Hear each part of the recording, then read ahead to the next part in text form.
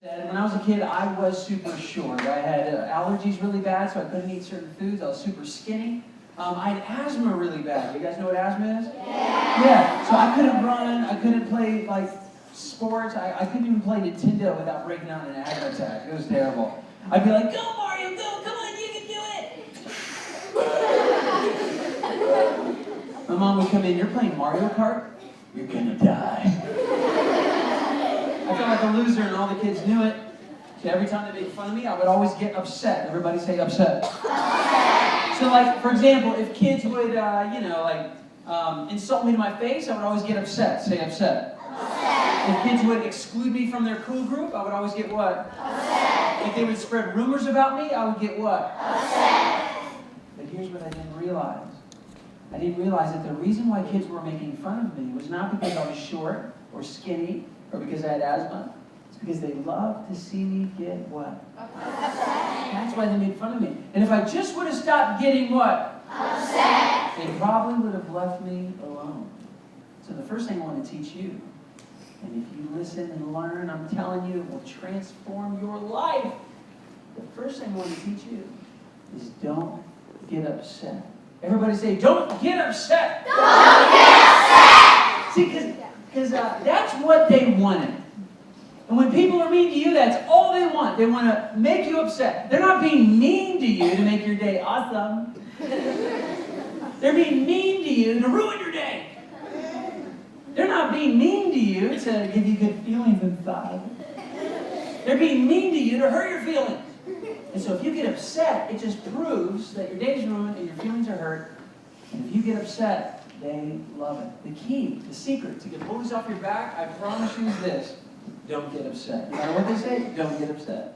And teachers and parents can use this wisdom. Next time you hear of a kid complaining about having their feelings hurt, use this technique. It works like magic. The teacher looked at me, she said, "Brooks, when this girl calls you names, when she hurts your feelings and gets you crazy, angry, and upset, how do you feel? Do you feel like a winner or do you feel like a loser?" Exactly. I said, "I feel like a loser." She says, "That's right." Now, when you feel like a loser and you're all angry and upset by what she says, how does that make her feel? Like a winner or like a loser? That's right. I said, "She feels like a winner." The teacher said, "That's right. See, when you get upset, you lose and she wins. Do you want her to win?" I'm like, "No." She said, "Brooks, do you want to be a loser?" I'm like, "Of course not." She says, "Then don't get upset. No matter what this girl says, all she's trying to do is get you upset. And if you don't get upset, then she'll get bored and leave you alone. Don't get upset, no matter what she says. She may make fun of your face, your race, your religion, or your mama."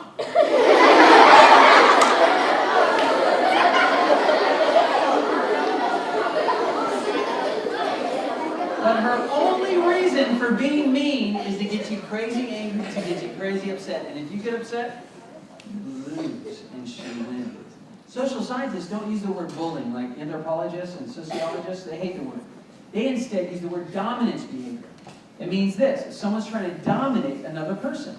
There's a guy named Dr. Dan Oveus. He was the father of the anti-bullying movement. And in the 1970s, he took the word and really studied what was going on. And this is what happens. This is what he said, and everyone quotes him. Dan Oveus, the father of the anti-bullying movement, he was a researcher. And he said, bullying, when he sees it, is really dominance behavior. There's an imbalance of power. Someone has power over you, power to drive you crazy. Now, when someone has power over you, it doesn't mean that they're stronger or bigger. It just means that they have power to drive you crazy.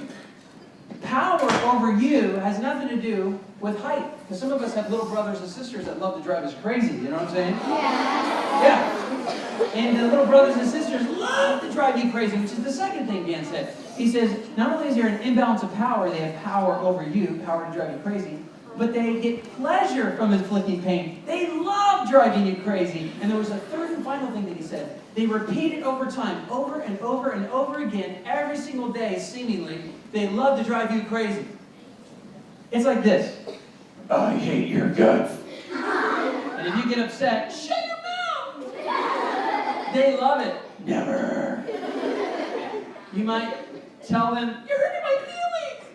They'll say, "That's the point, dummy."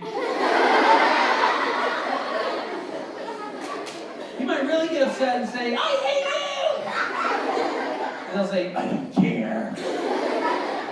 The more upset you are, the more they feel like they're winning. Ah!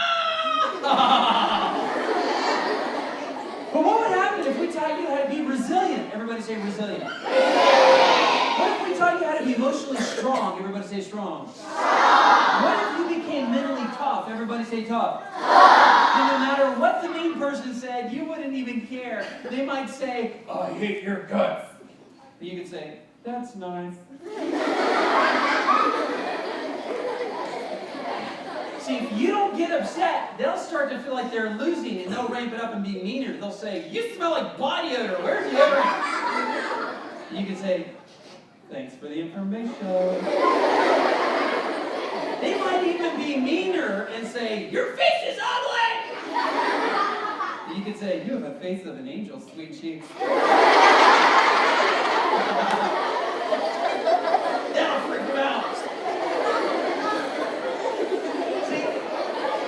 Everybody say, don't get upset. Don't get upset. If you don't get upset, you maintain your power. I'll take questions in a little bit, and I get there. If you don't get upset, you remain in control of your feelings and emotions. If you don't get upset, no one can dominate you or bully you because you don't even care. They may say, I don't like you. You're like, I'm sorry you don't like me. Have a nice day. When you learn not to get upset, oh man, it's like a superhuman power. No one can ruin your day. Remember what Brooks, that's me, remember what I said. Only two things. Don't get upset when they're mean, and treat them with kindness like a friend. And when you do that, I promise the most amazing thing happens.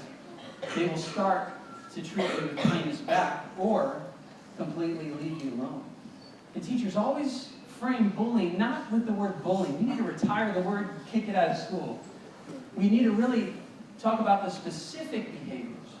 Name calling, pushing, shoving, stuff like that. And always frame it to winning and losing. When they call you a name, do you feel like a winner or a loser? I feel like a loser. Do you want to feel like a loser? Never.